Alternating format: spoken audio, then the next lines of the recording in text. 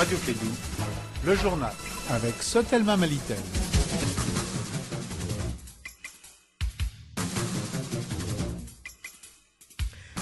Bonjour à tous, il est 13h, les titres de cette édition. Le chef de l'État, Ibrahima Boubacar Keïta, est en ce moment à Koutiala. Il posera la première pierre de l'hôpital de deuxième référence de Koutiala et lancera également le projet d'amélioration de l'accès rural et des travaux de la piste de Koutiala-Konseguela. Nous serons en direct avec Moussa Papa Aïdara depuis Koutiala pour plus de détails.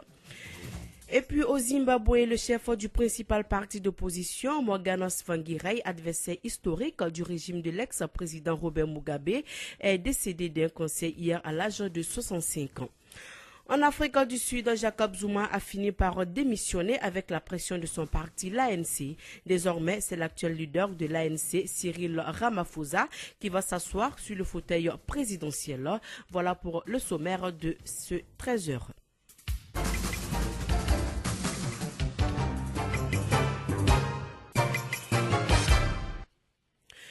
Merci de votre fidélité. Bienvenue dans ce journal. Le président de la République est en ce moment à Koutiala, dans la région de Sikasso.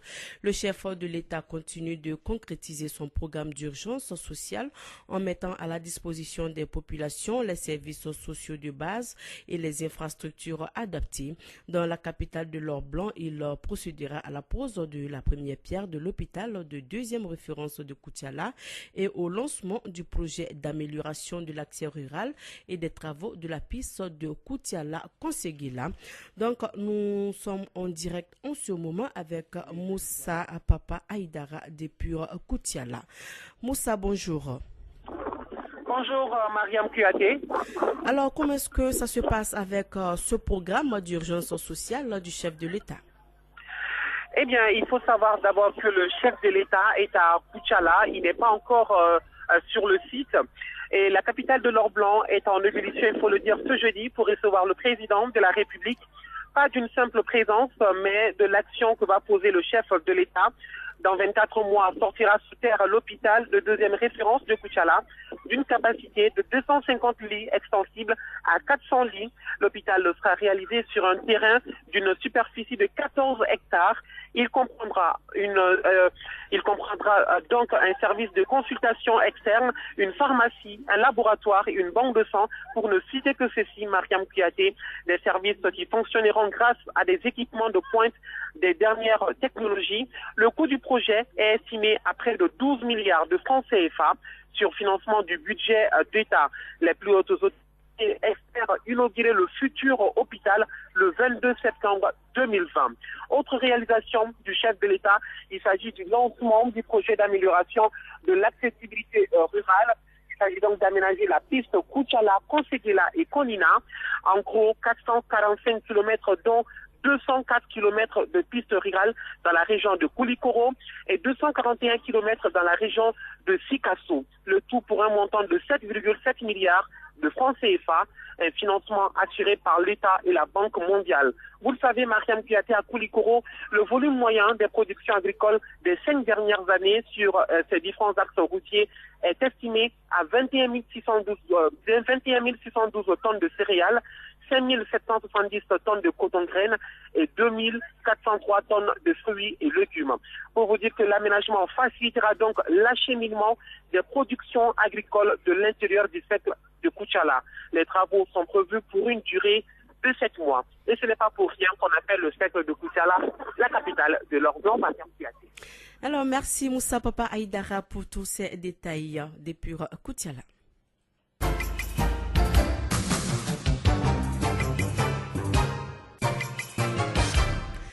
L'ADEMA PASJ aura un candidat à la présidentielle du 29 juillet prochain. La décision a été prise à l'unanimité par le CE ADEMA. C'était hier au siège du parti. Il s'agira pour les abeilles de désigner un candidat consensuel, rassembleur et interne pour la bataille de 2018 conformément aux tests du parti. Écoutons le professeur Timoko Sangare, président de l'ADEMA. La conclusion de cette réunion s'inscrit en droite ligne de la déclaration politique que nous avions adoptée depuis le 22 juillet 2017, dans laquelle on avait envisagé que l'ADEMA cherchera dans ses rangs un candidat consensuel et rassembleur. La réunion de ce soir a confirmé cette démarche et le CE s'est engagé dans les plus brefs délais pour aller vers l'opérationnalisation de cette option. Donc, chercher un candidat rassembleur et consensuel susceptible donc de conduire l'ensemble des militants de l'ADEMA. Donc, pas de nom pour le moment. Pour le moment, pas de nom. C'était le professeur Tiemogo Sangaré, président de l'ADEMA. Le premier tour des élections présidentielles auront lieu le 29 juillet 2018. L'annonce a été faite le week-end dernier à Mopti par le premier ministre chef du gouvernement.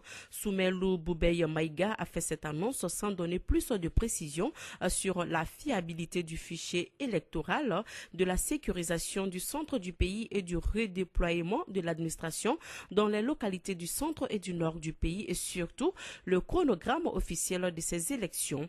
Le président ADP Maliba, honorable Amadou Thiam, pense que l'accent doit être mis sur les préalables avant de fixer une date pour la tenue de la présidentielle. Il l'a dit au micro de André Traoré.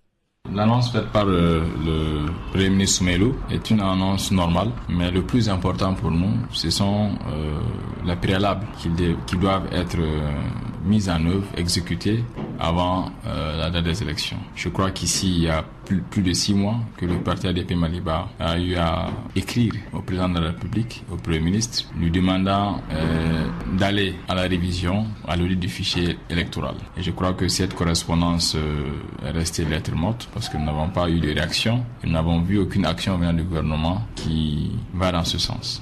Aujourd'hui, nous sommes à moins de 6 mois des élections présidentielles. Et nous n'avons pas de fichier, en notre avis, crédible, un fichier qui puisse organiser des élections crédibles, transparentes et acceptées par tous. Ensuite, on aurait voulu entendre du Premier ministre les dispositions qui sera en train d'être prise par rapport au processus électoral. Parce que pour nous, c'est beaucoup plus le processus électoral, c'est beaucoup plus le fichier électoral, c'est beaucoup plus la sécurisation des régions centres que la fixation d'une date pour les élections. C'était l'honorable Amadou Thiam, président ADP Maliba. Pour soutenir les forces armées et de sécurité de notre pays, les différentes associations de jeunes, les leaders d'opinion et les artistes se donnent la main pour mettre la plateforme debout sur les remparts. Cette plateforme, après son meeting de lancement, continue avec ses activités. Ses membres se donnent comme objectif de faire des dons de sang, soutenir également les veuves et les orphelins des soldats tombés sur le champ de l'honneur, mais surtout combattre la mauvaise gestion au niveau de la hiérarchie militaire. Étienne Fagaba Sissoko, il est l'un des membres de ce mouvement. Simplement pour apporter notre soutien à notre armée nationale qui en ces jours traverse, comme nous le savons, des moments très difficiles. Des moments très difficiles en cette année de 2018 où déjà en un mois, il y a plus de 80 personnes qui ont perdu la vie suite à l'insécurité, suite aux attaques djihadistes et terroristes. Et parmi ces personnes, malheureusement, nous avons recensé plus d'une trentaine de personnes aujourd'hui, trentaine de militaires, je veux dire, qui ont perdu la vie. Et cela nous a interpellés et nous a mis devant notre responsabilité en tant que Maliens, en tant que citoyens, d'apporter notre soutien à notre armée nationale. Les uns et les autres étaient réticents. Aujourd'hui, que nous arrivions à mettre ensemble les partis politiques, les associations, les leaders d'opinion, les religieux ensemble pour un même combat, je pense que c'est quelque chose d'inédit. Et nous avons passé l'expérience pendant la révision constitutionnelle avec le mouvement anti-Abana. Nous avons vu le résultat. Et nous nous sommes dit qu'aujourd'hui, il est temps qu'on réédite cet exploit-là face à tous les problèmes que notre pays est en train de traverser. Pourquoi maintenant? Maintenant parce que nous sommes à une année charnière aujourd'hui qui doit nous interpeller. Parce que les uns et les autres sont beaucoup plus tentés vers des choses qui, de mon point de vue, ne représentent pas la priorité pour notre pays. Contribuer à l'éducation des enfants nomades dans le centre du Mali, c'est l'un des objectifs de l'Association pour la promotion de l'éducation et de la solidarité Andal Poulako. Elle projette de tenir un forum très prochainement dans la 5e région du Mali pour sensibiliser la population sur les enjeux de ce programme qui vise surtout à lutter contre l'enrôlement des jeunes dans les groupes terroristes. Écoutons Abdoul Nasrou Diallo. Il est le président de l'association Andal Poulako, une association qui fait la promotion de l'éducation et de la solidarité. Les objectifs, c'est l'éducation, la solidarité. On a constaté qu'au sein des mondes ruraux, au sein des mondes nomades, manque d'éducation, manque des infrastructures d'éducation. Donc on a voulu aussi assister, aider à ces populations-là, trouver des techniques ou des façons pour que même ces enfants bergers ou ces enfants nomades puissent aussi étudier. Avec la carte choc, on est en train de mettre en place les différents comités dans les différentes localités pour quand même permettre l'interconnexion avec les forces pour faire déloger ces gens qui sont sur le territoire. On a prévu d'organiser un forum à Mopti qui regroupe toutes les forces vives du Mali et à Mopti du 10 au 12 mars. À la suite de ça, les fonds sont disponibles pour aider ces populations qui souffrent. Puisqu'on constate aussi que c'est la pauvreté extrême ou la mauvaise gouvernance qui a amené cette insécurité. Donc il faut faire en sorte de faire occuper les jeunes, de trouver des initiatives de développement pour les jeunes pour pouvoir les canaliser et préparer leur avenir.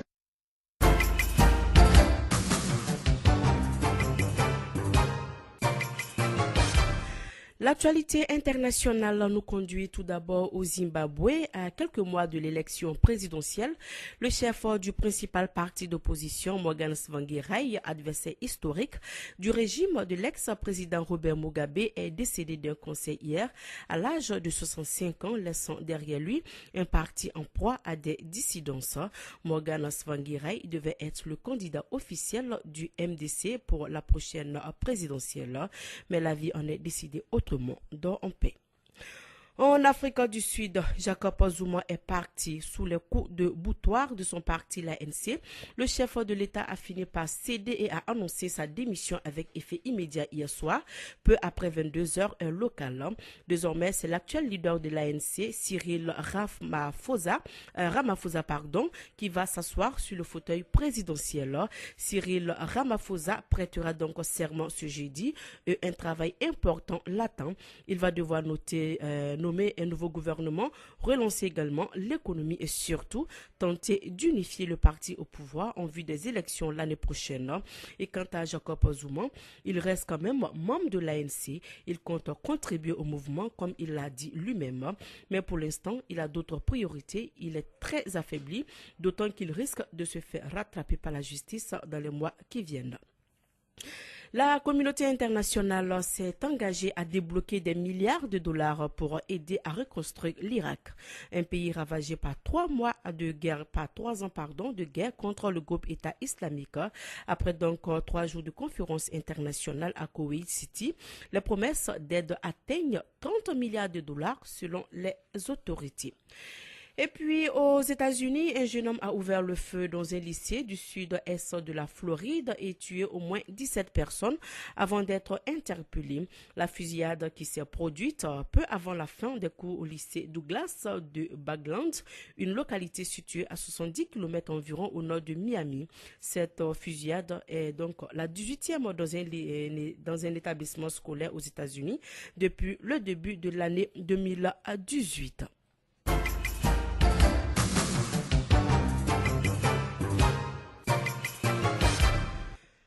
L'initiative pour la transparence dans les industries extractives au Mali, ITIE, a tenu donc sa première session ordinaire. Le programme d'activité et le budget 2018 qui s'élève à environ 400 millions de francs CFA ont été validés. Selon la secrétaire permanente de l'ITIE, les activités prévues pour l'année 2018 sont bâties sur les 8 exigences de la norme ITIE internationale. Écoutons Fatoumata Traoré, elle nous explique au micro de André Traoré.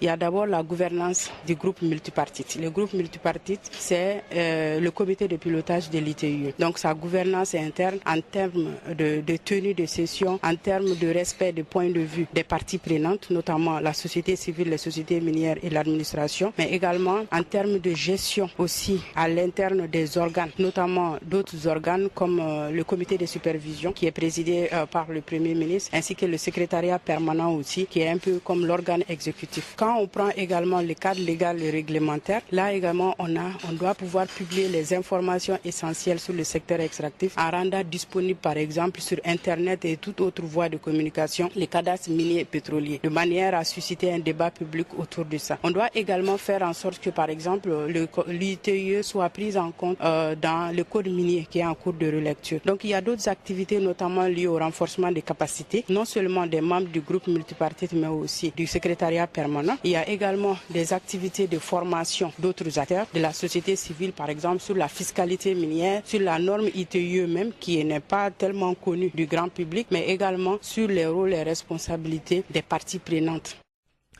Sur ce, se referme cette édition, le rappel des titres. Le chef de l'État, Ibrahima Boubacar Keïta, est à Koutiala en ce moment. Il posera la première pierre de l'hôpital de deuxième référence de Koutiala et lancera également le projet d'amélioration de l'accès rural et des travaux de la piste de Koutiala-Konseguila. Au Zimbabwe, le chef du principal parti d'opposition, Morgan Tsvangirai, adversaire historique du régime de l'ex-président Robert Mugabe, est décédé d'un cancer hier à l'âge de 65 ans.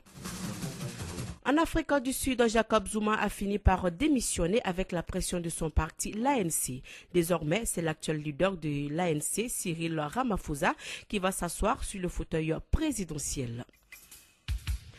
Il est 13h17 dans le studio Djelibaba Sissoko. C'est la fin de cette édition. Merci de votre fidélité. Présentation, Mariam Kouyaté. Partie technique à Touré. Dans un instant, votre émission sportive. Et bon appétit à tous si vous êtes à table. Et l'information continue jusqu'à 16h avec Oumou Adambeli.